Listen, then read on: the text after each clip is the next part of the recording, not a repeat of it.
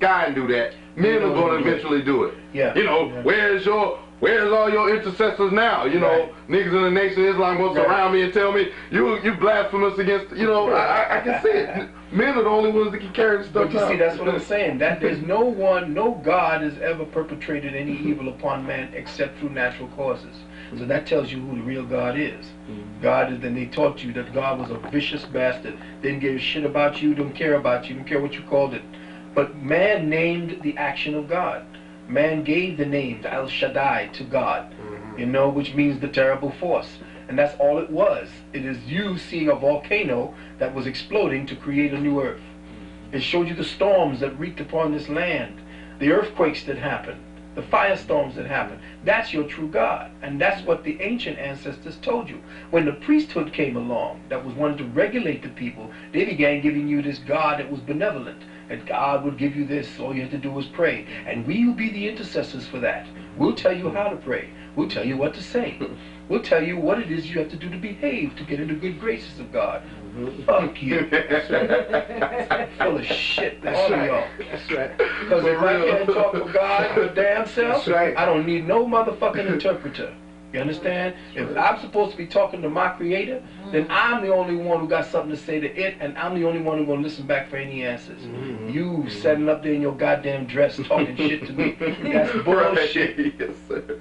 Bullshit. For real. That's why I tell a lot of brothers, man, Muslim brothers, Christians, I tell them that all of this shit right here is all an enslaving tool. That's it. When you start talking to a Muslim brother, and you start telling them the real Kaaba that exists within you, that's right, the Ka and the Ba, he, like looking at me like, where the hell you get this from? That's because they don't want to go past the damn Quran. They can't. The Christians don't want to go beyond the Bible, and the Israelites don't want to go beyond their Torah. So they stuck and they limited. They cut themselves off of all knowledge. Exactly. I try to tell these brothers that knowledge is all around you. That's right. You can't limit knowledge. That's right. You know what I'm saying? But this is what these people do. That's why there's all enslaving tool, because if you're a real Muslim, then you wouldn't be up there just praying. You'll be going to war right now. That's what it talks about in the book. You know what I'm saying? If you are a Christian, you'll be fighting, going against war right now. I remember, I think I heard you say all churches, they cannot even be political and nothing like that. The preachers are not allowed to be political. So I would like for you to touch on the movement of the 60s. I think I would love the 60s, man, because the people was all involved in it. The youth and everybody was in the movement. And whatever happened to that? The 60s whatever happened to the Nation of Islam? You know, things like that. All of that. It's like died out, man. Right. Well, the 60s happened because the white man knew that the black man was going to be a force to be contended with, so it had to be controlled.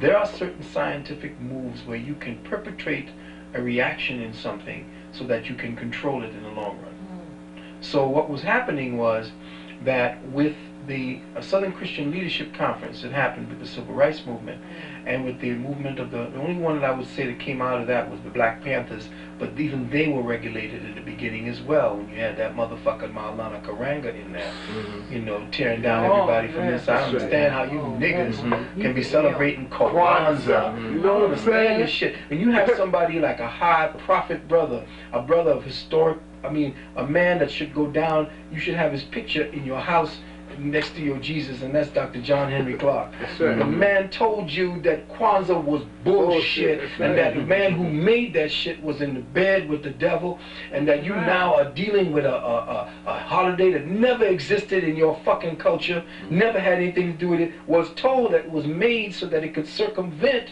the economics of Christmas. That's right. So that the economic, now they got motherfuckers making Kwanzaa shit in France and Europe and selling it to your ass. They even put it on the Chevrolet, the Ford truck. I remember you showed that. Yes. You know? I'm telling you, the Kwanzaa is the biggest sidetracking bullshit of your thing. You can talk all this stuff about Kujidakali and stuff, and a lot of us get caught up on that. But when Baba told you that if we don't deal with the reality of our truth and accept the Kwanzaa, that's a mutation. That's a genetically cloned mutation of all of your principles of Africa put into this one construct so that they can control your ass. You don't understand what that does. I mean, all the fineries, just like the Bible can talk about love thy neighbor as thyself and all that. Sure, the Bible got all this good stuff. Sure, Kwanzaa has all this stuff. And oh, we want Kwanzaa, you going over there, buy a Kwanzaa gift and give it for Kwanzaa. That's bullshit. First of all, Kwanzaa, if you were dealing with it, you're not supposed to be buying shit from anybody. You're supposed to make the goddamn thing yourself and give it to somebody that you appreciate. All this other shit is fluff and flam. That's why I don't celebrate nothing. No holy damn days in this country. Because there ain't nothing holy about this country to celebrate. So if there's anything that has happened to us as a people, is that we went for the okie doke, you know, and you know, I appreciate Spike for calling it bamboozle, but even he fucked up by not allowing those brothers to go and just kill that dumb motherfucker for acting like a fool on stage.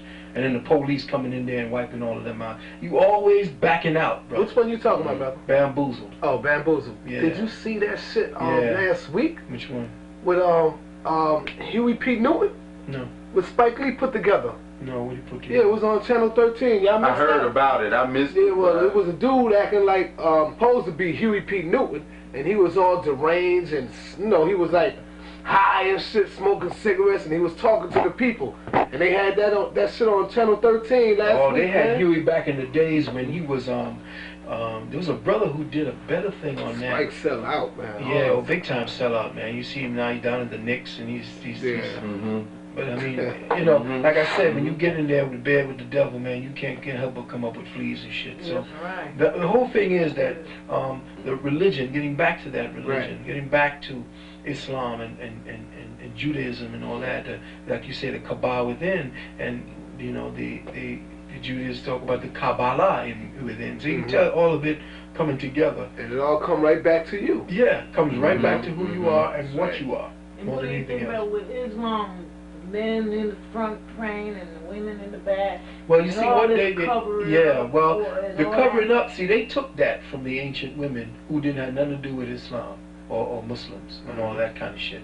The ancient women covered themselves for one specific reason, and that is, first of all, for protection from the sun, because they were very delicate conditions, their nature, and they covered when they came amongst men, because men had a specific pheromone signature that could cause them to begin to ovulate. Women get turned on by the odor of a man, and it starts chemical reactions in them. To circumvent that, they would put specific things on the veil, specific essences on the veil, that would they be inhaling, that would keep the integrity. Women who were pregnant were not allowed amongst certain men, especially men who were dealing with high activity, sweat pheromones coming off of them. So they kept themselves veiled. The veiling now turned into something different when that shit began to degenerate. Veiling was never in the beginning about trying to keep your woman down. That's bullshit. How could you keep yourself down? Your child was coming out of that energy. That's who you were. Is that over? No? No. It's all right. And also they say the women get in the back because that's a distraction. Well, no, it's not the distraction. I mean, saying some Muslims tell me that. That's an ancient. That's based on the ancient Kemetic. Okay. From out of Egypt, Kemet. If you notice on all of the iconologies of Kemet, the masculine principle was represented in the front, the feminine principle was always in the back as the support. All right? He sat on a chair, the throne that represented Isis, who was Pharaoh, which was the masculine principle representing the masculine principle of God here. The chair and his feminine principle represented the feminine principle here on earth. The reason for that, it became, again, as you look at all the depictions, because when the Arabs came into Kemet, they were looking at all the pictures and interpreting it according to their own cultural philosophy. So they took that to mean subservience, and it wasn't, because the sisters were always behind the throne to support and to show who it was that was inspiring him to lead, and what his words were actually being, the advice that was being given to him was from that, and intuitive. But it also meant a very, very deep metaphysical principle. It meant that when they show you this thing when God was a woman, well, all of the like I was saying in the beginning, I may not have continued or finished it, is that the time when women were perceived as the rulers of the planet, a lot of the perception was that because children came from their womb, that they were the most effective representation of God. And they played that up for status as well. But that's not true either. In the physical form, the human body is nothing more than a vessel for the continuance of a specific dynamic, whether it be male or female. It is within the female body that the continuation of life happens. It is no creation inside of a woman. A woman doesn't create anything when she's pregnant. In fact, when she's pregnant, her body is taken over. Period. Everything, if she was creating it, then she'd say, okay, I'm creating this. All right, come on, baby, time to come. It doesn't happen that way. She goes, she is fixed. She is put on a cycle once that egg meets, and that's all. The dynamic is happening based on intelligence. She's not creating that. That is the evidence of a dynamic energy working in intelligence. Now, the other part is where most people are saying, well, in the beginning, back 10, 20, 30,000 years ago, all God, everything about God was represented as a woman.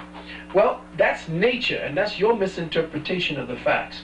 Just because you do not have the infrastructure, the intelligent infrastructure of knowledge, to understand that any physical evidence of God will always be represented as a female, that everything that is formed is feminine. Every form is feminine at its base because the materials that come together is based on matter, and matter is feminine. Now, how the masculine principle manifests in the mother, that's the secret. It was always invisible.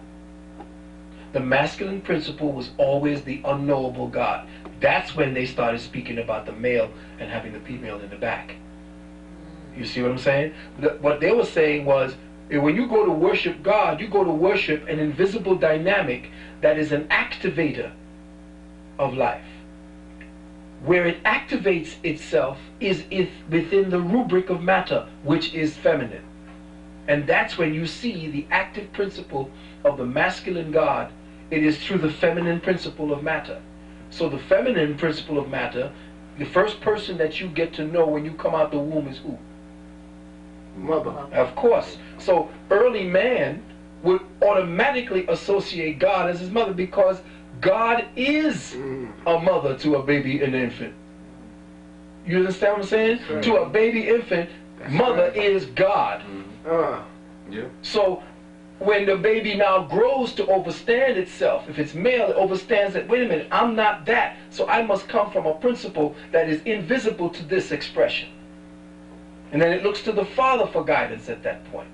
Right. You see? So we in this feminized society have done our best to take the masculine principle out. Once you take the masculine principle out, there is no more revolution. There is no more focus for change.